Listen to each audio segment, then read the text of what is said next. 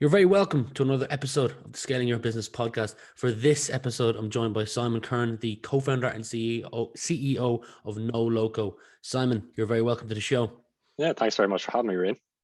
Chuffed to have you. We were talking before I hit the record button around the three areas we'll touch on for regular listeners. They'll know that's early influences, challenges, and pivotal moments. So no different with you. You grew up in Dublin. That's correct, yeah. Any favorite stand-up memories of your time growing up in Dublin? Let me see. So, well, related to this kind of entrepreneurial journey, I'd say, probably started in school when, we had various kind of speakers in. I was probably about like 13 or 14 at the time. And I think the first entrepreneur came in and spoke to us. And I just remember finding it absolutely fascinating. No idea who it was now, couldn't tell you. But I just remember being like, wow, that's really cool. And then, throughout school, did the various kind of like Dragon's Den style competitions and all this kind of thing. So yeah, it was the one thing that really grabbed me, I guess, and always interested in like startups and tech. So yeah, that's really it, I'd say. You say you can't remember the name of the individual, but is there any one, maybe there's more than one person you can point to that you believed had an impact on the person you are today or inspired you the most while you were younger, growing up? Yeah, it's funny. I'd never say that I had that kind of like, particular role model or hero figures, I guess. Obviously, within my family, I have certain family members that were kind of in business. So, my brother, my dad, and I actually all went down a similar route and all actually ended up doing the same course in college, obviously at very different times. So business was kind of in the family, I guess. But yeah, I ended up going into different things. Like my dad was in banking, my brother went into consulting, and I was more always interested in like the tech startup side of things. So I guess some family influences there, but in terms of celebrity kind of status, probably not so much. Noloco is not your first business. You're a co-founder of, I'm reading off my screen here, Pledge Notes, which is a note-setting platform for students, and Stageville, which is an event ticketing platform. So a couple of questions on both of them. Starting with Stageville, you said that you made the mistake of onboarding employees and not co-founders. I learned the hard way that having a team is crucially important. Can you talk a little bit more about that lesson learned? Yeah, sure. So Stageville was my first startup when I was 18. So I was definitely in a mad rush to start something. There was no amazing strategy and, kind of figured out what the business was along the way. I really wanted to get into the Startup Accelerator program attached to Trinity College, which is called Launchbox. And, as part of that, you had to put a team together. You couldn't get in as a solo founder. So I basically went around trying to find like, okay, who do I think would be, a good team members to have, but really, if you only have a short-term view on it and, you're not trying to get people who are invested for the long run, it's just not going to work out. And I've seen it, repeat that pattern with like other businesses I've seen throughout college as well. So that's why I think, getting the right co-founder is just critically important, and is something I'm very fortunate to hopefully have absolutely nailed with my co-founder Dara, who I'm doing Noloco with. I recently had on Charlie Butler, who also was in the Trinity Launchbox program as well. That Launchbox program seems to what word am I looking for? Inspire many, but also be the start of some cool projects. Yeah, I think so. And, my co-founder, Dara, he also had a different startup in Launchbox in a different year as well. So yeah, I think there's probably quite a few alumni on, the LinkedIn post I shared during the week. The guy who's the program manager at the time, he, commented on it, and I just replied like Launchbox Mafia, so maybe it'll be like the PayPal Mafia one day. We'll have the Launchbox Mafia. Potentially. Pledge Notes was the other business that I referred to earlier on, that being a note-selling platform for students during your time studying business and economics at Trinity. You say your favorite part was working with your co-founder. What did that 8-month venture teach you? Any lessons learned, takeaways? Yeah, so that venture was an interesting one. So, I'd seen a problem with people trying to sell notes, and the basic problem was that from the seller's point of view, they'd sell it to one person and that person would just share it around. So they might sell one copy. So it basically is a crowdfunding system, which funny enough was the exact same tech that my first startup ran. So I just, used the same tech, which was like a WordPress plugin, and just repurposed it for something else. But I think one of the coolest things, and I was just talking to my dad about this the other day, was with Pledge Notes, I saw the first example of something really scaled that I just used it to really sell my notes, and I think got another couple of sellers on the platform. But after I sold, one copy, the cost was the same, so then you just see like more orders come in. And it's essentially, the cost remains the same, but it's just scaling. You're just selling no cost extra. You're just selling, additional copies and making more revenue. So I thought that was very cool. And yeah, as you mentioned there, and my co-founder, as I was working with my good friend Artho, who's also still in the startup world himself as well. And yeah, just got it a lot better that time working with really good co-founder as well. So yeah, as I said, I just think it's really important. You've got a young face, but you've got tons of experience. Other companies that you've worked with include Flipdish, Revolut, TripAdvisor, Shazam, all in the project management space. So they weren't necessarily your own baby. So my question would be somewhat similar. Any life skills or lessons you learned from your time here, improved your networking skills that you've managed to carry over to your current role in Noloco? Yeah, so definitely learned a huge amount. So my second venture in college, I ended that, I think, over my third year summer, so before my final year. And then I was just really determined in my final year to get into product management, which is at the time certainly a very hard field to get into at entry level because there's very few opportunities. So I really had to look abroad. I don't think there was anything in Ireland. And yeah, I was really determined to get into it. I just thought it sounded amazing, just being kind of at the center of everything, building out these great products, and just learned so much. And I think those 3 or so years I had after college learning, the trade as a product manager, I think it's really just set me up for my career as a startup founder, because there's so much that I didn't know then that I know now. Even on the technical side, like leading a team of engineers and working with designers and things, like these are all skills that I'd use every day now in my startup. Obviously, my co-founder is a CTO and a software engineer, and just having that experience being embedded within the product team, I think is just really, really important and a good foundation, I guess, for a CEO. Was it your time at college that knew that you wanted to go into project management? Because you referenced, I think you spent some time in London because you couldn't find the roles here in Ireland. Yeah, so the first time I'd come across the role was the previous summer. I had done an internship at Skyscanner in marketing. So that was in Edinburgh. And it was after that, then I'd kind of first come across the role of a product manager, and then really started to learn more about it. And yeah, like I think, I'd applied to about 40 different positions or something, most of them in the States, where obviously the talent pool is crazy competitive, but managed to get, one interview at Shazam in London and was able to get that. So that was, it was great and just a really, really good start for me. How, I know you did I believe you've done a video, I did some research on this around how to get into project management, but there seems to be a number of, like, someone could be skilled in business, but missing one or two other key skills that need to get into project management. Where would because if I'm correct, you potentially need some design, tech skills if you're going to go into the SaaS space. Where would someone even start if they wanted to get into project management? Is there a course that you'd say start with that, and then on the side do these online courses to improve in the tech space? Yeah, it's a really good question. So if you look up kind of, what is product management, you'll probably see a kind of a 3-circle Venn diagram that says like tech, UX, and business, which is kind of what you alluded to there, Rian. So out of those, I think definitely the most critical is probably just the kind of business, which is probably the most general one. But now I didn't personally have any kind of tech skills or fairly limited design skills. But what I certainly did in my final year was, I did like an intensive Codecademy course trying to learn like JavaScript and React. And, obviously I don't use any of that today, but I think it showed some willing at least to try to get more technical. And now I would probably describe myself as like being more technical than the average product manager. I think the most useful language to know really is probably SQL, so SQL, and just knowing and understanding databases. I think that's really, really a useful skill as a PM, and really helps you kind of engage with engineering a lot easier.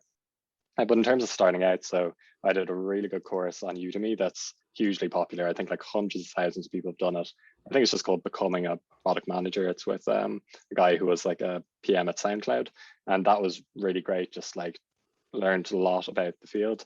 And the other thing I would say for people is just like try to do side projects or show something that like, you're kind of entrepreneurial. That really helps. So for me, obviously I had my 2 previous ventures, which was good. And what typically happens within the product management interview process is that you get given a project to do, like some kind of assignment where it's like come up with a new feature or something. And really it's just like about effort then, and just putting in the effort, like whether it's doing designs, mock-ups, that kind of thing. And that's where you can show kind of the user experience side, how you've thought about it. But yeah, like it's one of those things where it's hard to get into, but if there's a will, there's a way. Noloco, what is it for those that are not familiar with it? Yeah, sure. So Noloco is a no-code client portal builder for agencies and SMBs to centralize communication, file sharing, and process payments for their clients. Was there a gap that you saw, or was there someone that you were working with that you thought you could do a better job at it than they were? What was it that you were like, I'm going to leave? I think you were at Flipdish at the time to start this business.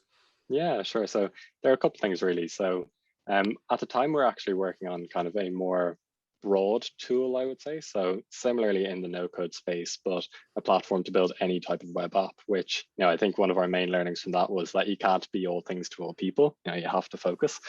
So that was one thing. And we kept hearing from people that they were looking for these customer portals or client portals, somewhere to manage their customers and their customer interactions. And that was kind of feedback we got from like having a product out there. But also my co-founder, Dara, he had previously worked at HubSpot, where he worked on forums and feedback features. So from that experience, he had identified learned the benefits to these small businesses of centralizing their customer management. And that experience that he always had in the back of his mind, coupled with our learnings from having product out there and being asked for this kind of thing, really kind of showed us this path. And yeah, we decided to go for it. Well, it's paying off. I know you're 3-4 months into it, but you've been funded by Y Combinator. So firstly, congrats. Second of all, and I know some of the alumni in that include the likes of Dropbox and the Irish giants Stripe. What does that mean for those that are not familiar with it? Yeah, sure. So Y Combinator is probably the most famous startup accelerator in the world. And as you mentioned there, yeah, like we're following the footsteps of some hugely famous and successful companies. So YC are obviously doing something right. So basically it's a 3-month accelerator program. They run 2 batches a year. And basically what they do is they invest $125,000 into your company and obviously take a certain percentage for that, which is like a standard deal for them. And basically you get, amazing mentorship, access to, an extraordinary network, and also just learn from, a ton of other startups that are in your exact same position. And just, it's a great environment, just learn from each other as well. One of the questions I like to ask entrepreneurs is around productivity hacks. Is there anything when it comes to, time is crucial? Like, I guess if I rephrase it, do you have a favorite productivity hack that helps you save time? Yeah, it's a good question. So I'd say I could definitely get a lot better at this kind of thing. But yeah, I mean, some of the tools I would use, like obviously use the likes of Trello and things for my own task management. We're starting to use a tool called Slide, which is kind of like Notion, for some of our kind of internal documentation. So yeah, it's just really is about being organized, and we try to use things like Google Drive stuff as well. But yeah, I'm sure there's a lot we can kind of do there. But yeah, that's kind of probably it for now. Not a great answer. If you were the final decision maker in adding a subject that's currently not on the secondary school curriculum, what would that subject be and why? Yeah, so an immediate one that comes to mind for me would probably be public speaking. I think that is, a really, really valuable skill. And for me personally, like I was very shy when I was growing up, and wouldn't have been. I'd get awful stage fright, being kind of in front of people. And in my probably later school years, I started doing public speaking, and kind of pushed myself to do a bit more kind of when I was in college, and then doing talks and things on product management later on. So that's just a really, really useful skill, and just being able to yeah, just confidently like stand up in front of a crowd and like, give a speech or make a point it's a very important life skill, in any kind of job or corporate environment as well. That's a good answer. It's an answer that's not given before, so that's pretty cool. Because most of the time it will come back something like financial management is a popular one that comes up again and again, or coding has come up quite a bit as well. That's a good one as well, in fairness. Yeah. I think something around that. And I guess, yeah, if I were to say, within business courses in college, so like I did business and economics myself, and something around like, data analysis or that kind of thing would have been a very useful thing for me to have studied as well. What continues to drive you? What continues to drive me? I'd say it's a good question. probably hard to put your finger on exactly as well. I think, I obviously love building products that actually, solve a problem for people. And I think that's something that, we're obviously working with early customers now. And that's really exciting, just being able to build something, but also just to work with great people as well. So, I'm very fortunate to be working with my co-founder, Dara, at the moment. And, we obviously have a great relationship, and we're really just enjoying the journey as well. I think being a product manager was great and I learned a huge amount, but I think there's something about kind of doing your own thing and having that freedom as well that, just really, you never really want to stop, I've never asked this question before, so it might come out wrong, but I might have to ask it twice. But is there a skill that comes to mind when you think of yourself as a business owner, entrepreneur? Is there a skill that comes to mind that you might have overlooked in previous years, but now as an entrepreneur, you look and go, that's vital to nail? I know you're in the early days of the business, but can you think of something that perhaps a younger Simon would have looked at and said, I don't really need that in life because I'm so good at this, that compensates for that. But now you're like, shit, I actually need to make sure that I'm relatively good at this. It could be public speaking. It could be being gutsy 5 seconds at a time at networking, not necessarily liking networking, but doing it because the end result is positive. Yeah, sure. So that's a good point about networking as well. But for me, I honestly think certainly from like the CEO type or like, that business co-founder, so maybe not the technical one, just the people skills, I guess. And, now I'd be doing a lot of sales, and like a lot of my role every day would be sales, demos, activation. Now, these are all things that I never would have really done in product. I would have had like some kind of customer interactions, but you're mostly just embedded within the product team, so engineering, design, internal stakeholders. So I guess like some of those it's more just people skills really, yeah, and just being able to like have conversations and is being able to empathize with people and learning about their problems is really important. The networking side, yeah, like that's definitely like hugely important as well. And even just being part of something like, Y Combinator, you can really see how just being in a large network like that benefits so much when it comes to, brand, investor inbound, etc. How do you continue to upskill? I know you've just mentioned Y Combinator, but like any books, courses, podcasts, mentors that you go to so that you can look back every quarter and look back slightly embarrassed at your former self, but know that that's a good thing because you're progressing. Yeah. It's a good question. And I think, to be honest, I'm probably not setting aside enough time for that, continual learning. So yeah, I was just thinking this week how, we should be doing more on the marketing side. And I've never really known that much about SEO, for example. And one of the bits of advice we've gotten is, before you ever look to hire in a certain position, to like do the job yourself, at least to some level. So right now, at least I understand like the sales process, for example. So I'd be able to relatively confidently explain to anyone that comes in, like roughly, what needs to be done. So yeah, definitely need to make more time for that kind of thing. But it is hard, it's definitely hard when you're juggling a million different things already to set aside that time. But my typical kind of learning methods, I guess, yeah, podcasts, but it's more kind of from an inspirational point of view. So at the moment, I like listening to things like How I Built This and Indie Hackers and those kind of podcasts, just to hear about what other kind of entrepreneurial people are doing, but not probably setting aside enough time for the kind of online course things at the moment. Final question for you, Simon, is I'd like you to imagine we're talking as if it's the year 2030 and we're looking back on the last kind of 9, 10, like decade. You can answer this personally, professionally, a combination of both, but what would you like to be looking back on if we're now talking if it's the year 2030 and you're looking back? Yeah, we're 2030. So talking less than a decade away. So yeah, for me personally, like, I definitely would want to be able to look back at that time and say that, I've had a very successful business venture.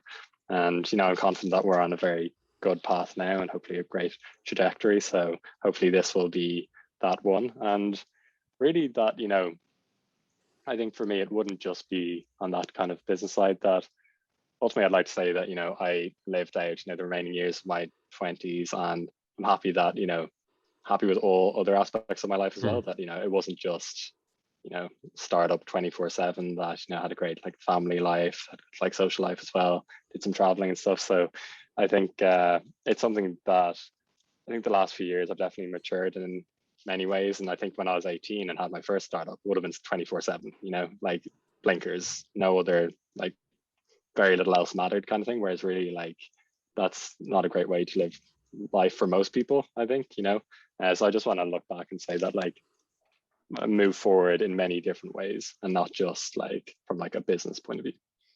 I like that. I like that view of life. But Simon, thanks for your time, for being a guest on my podcast today.